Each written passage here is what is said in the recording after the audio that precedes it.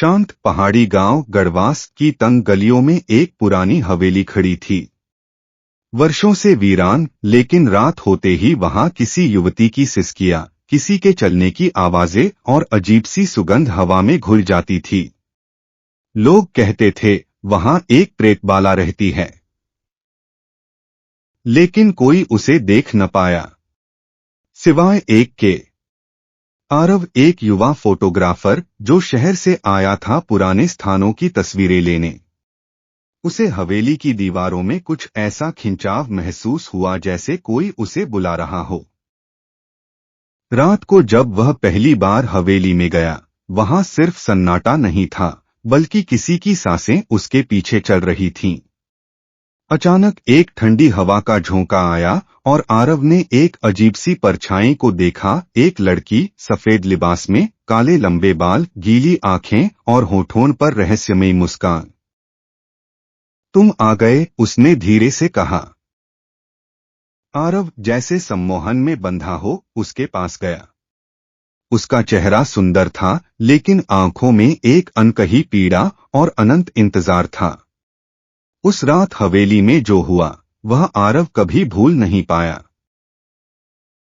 उस रात आरव ने उसे छूने की कोशिश की, लेकिन जैसे ही उसके हाथ उसके चेहरे के पास गए, एक भयानक चीख हवेली में गूंज उठी। उसकी आंखें जलने लगीं, शरीर ठंडा हो गया और अचानक आरव जमीन पर गिर गया। लेकिन अगली सुबह वह अपनी ही टेंट में था, जैसे कुछ हुआ ही न हो। फिर भी उसकी कलाई पर वही सफेद चुन्नी की गंध थी। वह अब हर रात उसी हवेली में जाने लगा। वह लड़की अब हर बार उसका इंतजार करती थी। उसका नाम था तारा। हर रात वह उससे और अधिक जुड़ता गया। एक रात तारा ने उसे बताया, मैं इस हवेली की बेटी थी। मेरी शादी जबरदस्ती एक तांत्रिक से कर दी गई, लेकिन उसने मुझे मार डाला। मेरी आत्मा को इसी हवेली में बांध दिया गया। मैं तभी मुक्त हो सकती हूं जब कोई मुझे सच्चे दिल से प्रेम करे, पूरी रात मेरे साथ रहे, लेकिन सूरज उगने से पहले चले जाएं। आरव ने वादा किया, मैं तुम्हें मुक्त करूंगा। लेकिन अगली रात हवेली में सब कुछ बदल गया। तारा अब शांत और सुंदर नहीं थी। उसकी आंखों से खून बह रहा था, उसके होंठ फटे हुए थे और उसकी आवाज किसी और की थी। तू भी धोखा देगा जैसे सबने दिया।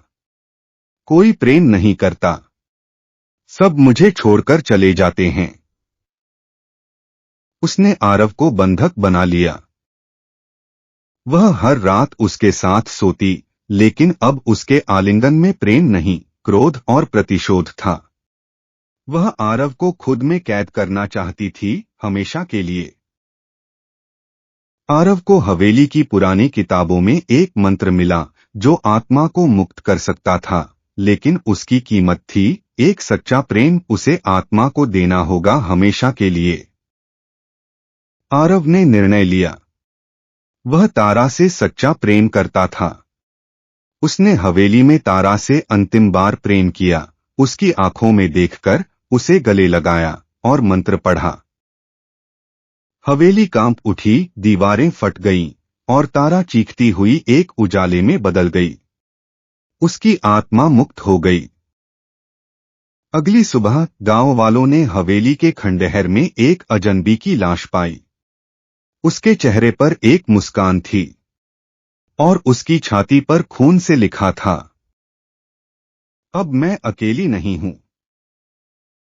प्रेतबाला की मोहब्बत भाग 2, परछाई का बंधन। गांव गढ़वास में हवेली की तबाही के बाद सब कुछ शांत हो गया था, लेकिन तारा की आत्मा मुक्त नहीं हुई थी।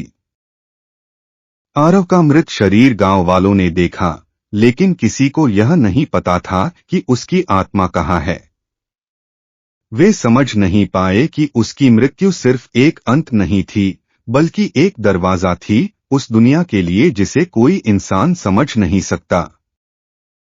आरव की आत्मा अब एक भूतिया दायरे में बंद थी, एक रहस्यमयी अंधकारमय आयाम जहां समय नहीं चलता था, जहां हर तरफ धुंध थी, और तारा अब पहले जैसी कोमल आत्मा नहीं रह गई थी।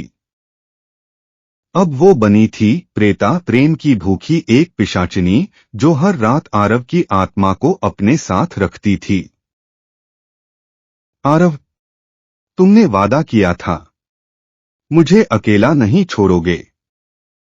उसकी आवाज अब किसी चाकू की तरह आरव की आत्मा को चीरती थी।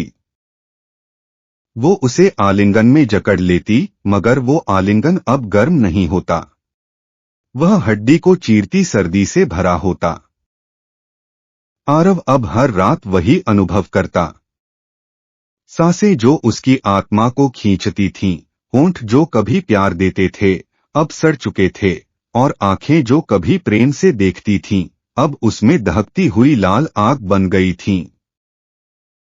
एक दिन प्रेतलोक में आरव को एक और आत्मा मिली, अन्या। वो एक युवती थी, जिसकी आत्मा वर्षों से प्रेतलोक में भटक रही थी। अन्या ने आरव को बताया, तारा की आत्मा मुक्त हो सकती थी, पर उसने तुम्हें धोखा दिया। वह आत्मा नहीं, अब एक वशीकरण तांत्रिका बन चुकी है, जो हर प्रेम करने वाले को कैद कर रही है। आरव को अब पता चला कि तारा कभी प्रेम में थी ही नहीं, वो बस किसी को चाहती थी जो मरकर भी हमेशा उसका रहे। तारा अब हर उस पुरुष की आत्मा को बंदी बना रही थी जिसने उससे प्रेम किया। अन्या ने आरव को एक पुराना तांत्रिक मंत्र दिया, जिससे वो अपनी आत्मा को फिर से जीवित कर सकता था। लेकिन शर्त थी, उसे तारा की आत्मा को त्यागना होगा, प्रेम का अंत करना होगा, हमेशा के लिए। रात के तीसरे प्रहर में आरव ने हवेली की ही परछाई से जुड़ी उस तांत्रिक रेखा को तोड़ने का प्रयास किया। तारा ने उसे देख लिया। तुम भी मुझे छोड़ दोगे? मैंने तुम्हारे लिए मरना चुना, और तुम मुझे छोड़कर जा रहे हो? तो मर जाओ फिर से, और इस बार हमेशा के लिए। तारा की आत्मा विकराल हो गई, उसके चेहरे से मांस गिरने लगा, उसके बालों में सांप लिपटे हुए थे, उसकी आंखों से आग निकल रही थी। आरव ने मंत्र पढ़ा। हवेली की परछाई अब विकृत होने लगी। धरती कांप उठी। अन्या की आत्मा ने आरव को ढाल दी, और एक उजाला आरव की आत्मा को घेरे में ले गया। तारा चीखती रही, मैंने तुमसे प्यार किया, मैंने तुम्हारे लिए सब कुछ त्यागा, और अब तुम मुझे छोड़कर जा रहे हो? आरव ने आंखें बंद कीं, और मंत्र पूरा कर दिया। अगले दिन एक नया फोटोग्राफर गांव आया। उसने वही पुरानी हवेली देखी। उसे किसी ने बताया कि वहां एक युवक की आत्मा आज भी भटकती है। वो युवक जिसने प्रेम किया था एक आत्मा से। और तभी हवेली की खिड़की से किसी ने झांका। सफेद लिबास, काली आंखें, और होठों पर वही मुस्कान। तुम आ गए। प्रेतबाला की मोहब्बत भाग 3 अंतिम प्रेत बंधन।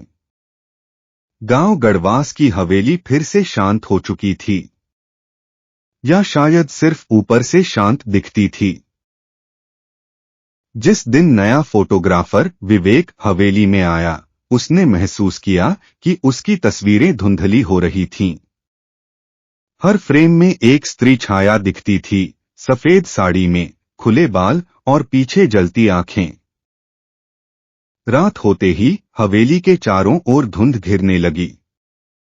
विवेक को नींद में एक आवाज आई, तुम आ गए। मैंने कहा था, तुम कभी मुझसे बच नहीं सकते। विवेक चौंक कर उठा, लेकिन उसके कमरे में अकेला वो नहीं था। आईने में तारा खड़ी थी। उसकी सड़ी हुई उंगलियां शीशे पर खून से लिख रही थीं। मैं आरव को वापस लाने जा रही हूं। इधर प्रेतलोक में आरव मुक्त हो चुका था, लेकिन उसका अंत नहीं हुआ था। अन्या की आत्मा ने उसे धोखा दिया था। वो तारा की जुड़वा बहन थी और उसने आरव को मुक्त नहीं किया, बल्कि तारा की आत्मा को और अधिक शक्तिशाली बनाने के लिए उसकी आत्मा को एक बंधन में डाल दिया।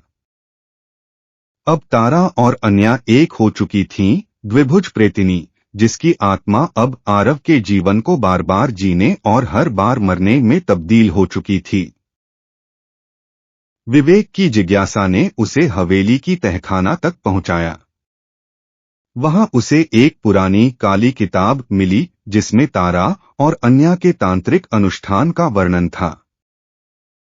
उसने पढ़ा, जिसने प्रेम में मृत्यु पाई हो, उसकी आत्मा को जबरन जोड़ा जाए तो वह पिशाचिनी बन जाती है। लेकिन यदि वह आत्मा किसी तीसरे शरीर में प्रवेश कर जाए तो अमर हो जाती है।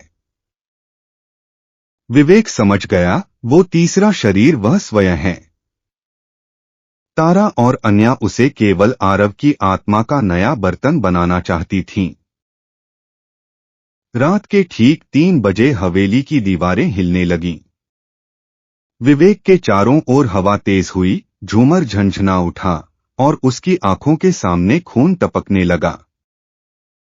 तारा सामने आई, उसकी देह आधी जली हुई, आंखें अब भी आरव के नाम पर छलकती हुई। विवेक, अब तुम मेरी अमरता हो। आरव को हमेशा के लिए तुम्हारे भीतर बंद कर दूंगी और मैं हर जन्म तुम्हें चूमूंगी, चाहे वो प्यार हो या मृत्यु। लेकिन तभी विवेक के शरीर में कुछ हलचल हुई। आरव की आत्मा जाग गई थी। तारा, यह प्रेम नहीं, यह श्राप है। मैं अब मुक्त होऊंगा और तुम्हें भी करूंगा मुक्त। उसने वही तांत्रिक मंत्र दोहराया जो पहले अधूरा रह गया था। तारा चिल्लाई, नहीं, मैं तुम्हें फिर से नहीं खो सकती। हवेली जलने लगी, दीवारें चटकने लगीं, सारे बंद आत्माएं मुक्त होने लगीं। तारा और अन्या की आत्मा अब जल रही थी, लेकिन मुस्कुरा रही थीं। तुमने सोचा ये अंत है? हमने तुम्हें छोड़ा ही कब था आरव, अब हम तुम में हैं। विवेक के शरीर से धुआं निकला, उसकी आंखें काली पड़ गईं और उसकी मुस्कान वैसी ही थी जैसी तारा की। 5 साल बाद गांव में नई हवेली बनी। एक परिवार उसमें रहने आया। उनकी बेटी ने रात को कहा, माँ, मेरी नई दीदी बहुत सुंदर है। वो मुझे हर रात कहानियां सुनाती हैं। माँ ने पूछा, कौन दीदी? बेटी ने मुस्कुराते हुए कहा, वो जो सफेद साड़ी पहनती हैं और कहती हैं प्रेम कभी नहीं मरता। दी एंड, या शायद शुरुआत।